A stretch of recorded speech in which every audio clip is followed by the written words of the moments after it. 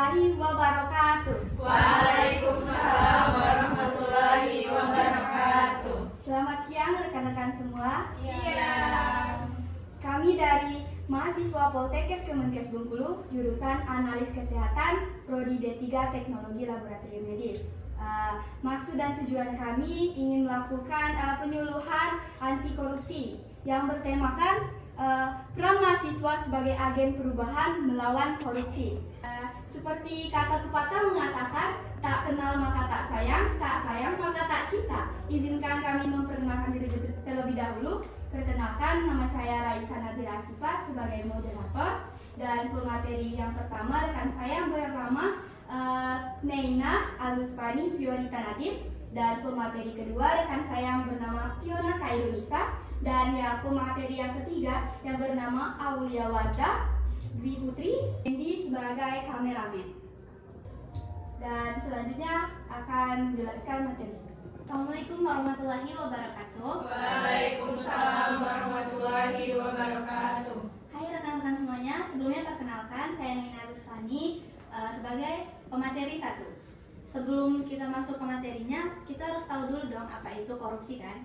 Nah, jadi korupsi adalah tindakan penyalahgunaan kekuasaan atau wewenang yang dilakukan oleh seseorang, terutama yang memiliki posisi dalam pemerintahan atau instansi lainnya, yang untuk memperoleh keuntungan pribadi mereka.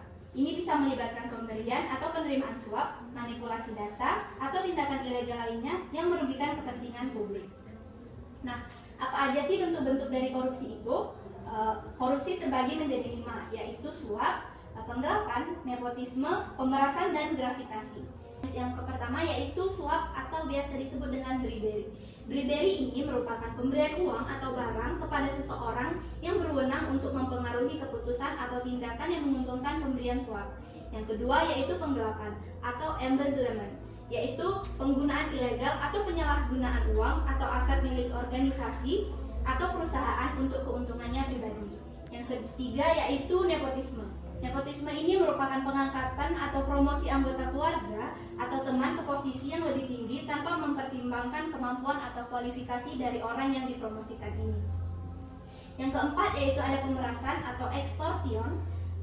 Ini berupa pemaksaan atau ancaman yang dilakukan oleh seseorang yang berkuasa untuk mendapatkan uang atau keuntungan dari orang lain.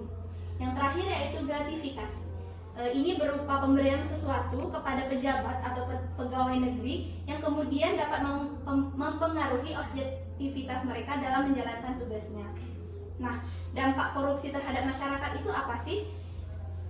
Korupsi memiliki dampak yang sangat merugikan bagi masyarakat, antara lain yaitu kemiskinan, kehancuran ekonomi, ketidakadilan sosial, dan kehancuran kepercayaan publik. Nah, sekian materi dari saya. Selanjutnya topik yang kedua akan dilanjutkan oleh Fiona. Assalamualaikum warahmatullahi wabarakatuh. Waalaikumsalam warahmatullahi wabarakatuh. Saya Fiona Irunisa sebagai pemateri kedua. Topik yang kedua yaitu mengapa korupsi ini terjadi.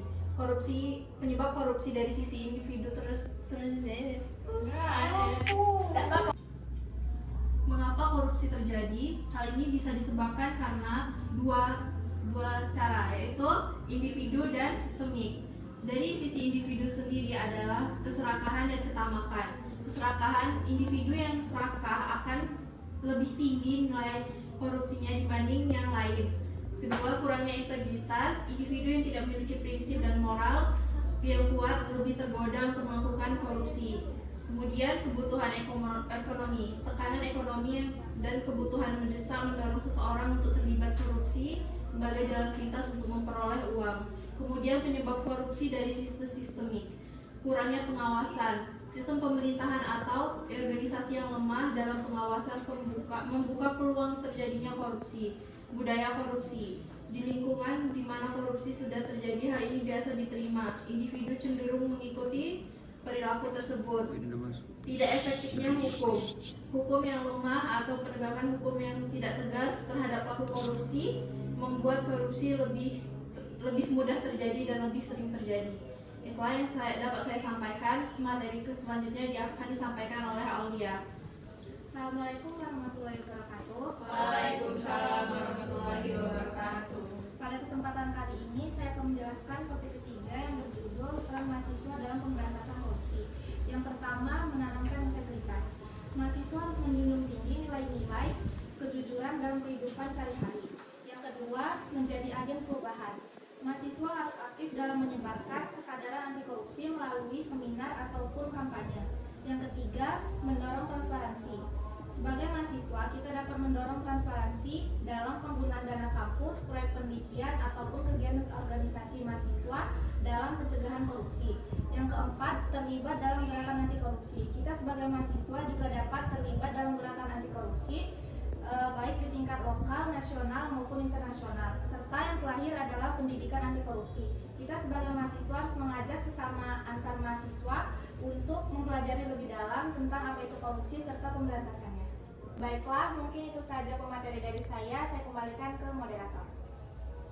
Baik, itulah tadi pemaparan materi tentang anti korupsi. Di sini kami membuka sesi tanya jawab jika belum memahami dan mengerti apa itu penjelasan tentang anti korupsi yang tadi.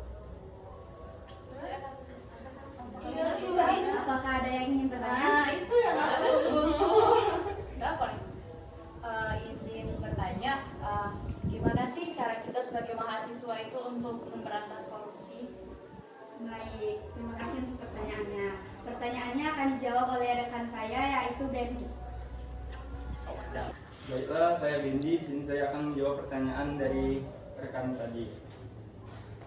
Bagaimana cara kita sebagai mahasiswa untuk memberantas korupsi?